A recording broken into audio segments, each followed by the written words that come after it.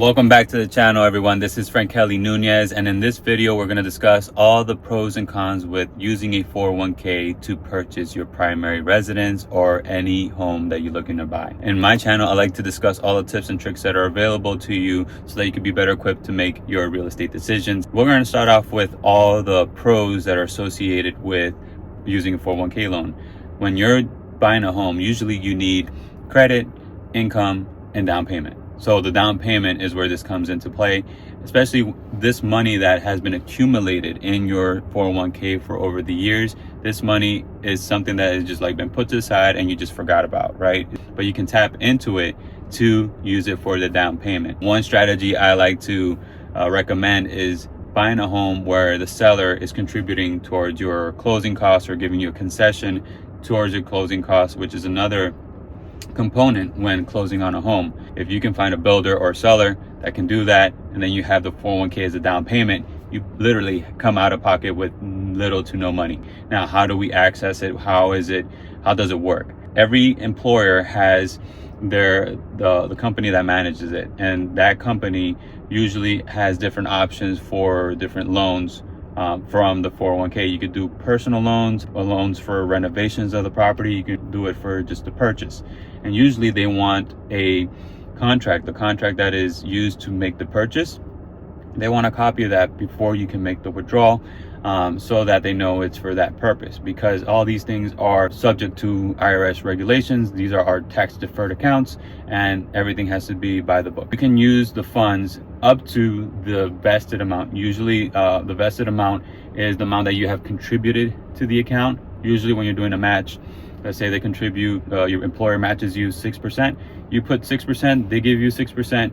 Your 6% is what you can draw from that account, from the growth that it has experienced over the years. The way that I did it when I purchased my first home, I think it was $16,000, and I was able to take $8,000 to put as a down payment on my first home. I was able to negotiate the seller concessions, and I came out of pocket with no money from my savings account. When you work, you're usually, when I was working a 9 to 5, I was paycheck to paycheck, but thank God my paycheck was being saved in a 401k. Now, keep in mind, it is a loan, so money will be drafted a little bit at a time from your paycheck. They would break it down paycheck to paycheck based off of 18 years, that $8,000, and it was a sum of, I think it was $80 a paycheck or something like that. What's interesting is that when you take out that loan, you think you're paying interest to the bank, but you're not. You're paying interest to yourself.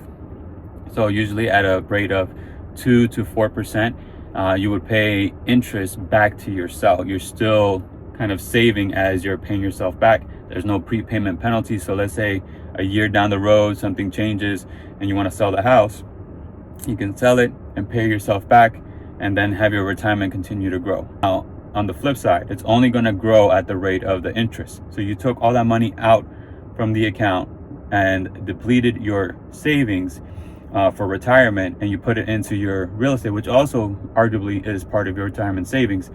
But the growth is stunted a little bit because the rate in which it grows will be lower than the average growth rate. So if, let's say, you take, the Fortune 500 companies and you invested in the S&P, your average rate of return would be 10%. So it should be growing at 10%, but now you made it 4% growth because of the loan that you took. Doing that, it kind of stunts that, but you can always replenish that once you sell. That is one of the only downfalls associated with that, is that your growth rate definitely gets impacted by it. Now, there's another way to take out money from a 401k, similar to taking out money from an IRA, and that is making a withdrawal. I would not recommend this unless it is super advantageous to make the purchase or the deal, because there is a 20% federal holdback for taxes, and then you have a 10% penalty. So that money you're never going to see again.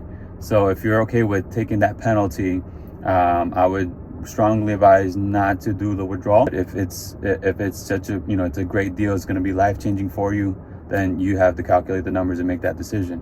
But overall, 401k loans are awesome tool. I've used them over and over again when I bought and sold. I bought in Boca Raton, Florida, then I moved to Georgia, and then I bought there as well, used the 401k, paid myself back, and I have my retirement account, my IRA now, growing at a great rate. And at the same time, I bought and sold property and moved and never had to pay rent. So it really helped me out throughout those challenging times. So use it to your advantage. You are your own bank if you use it wisely. So I hope this helped you. If you have any questions, my contact information is in the comments. You can fill out the form and we can chat some more about different real estate strategies. I'm happy to be a resource to you. I'll see you on the next one.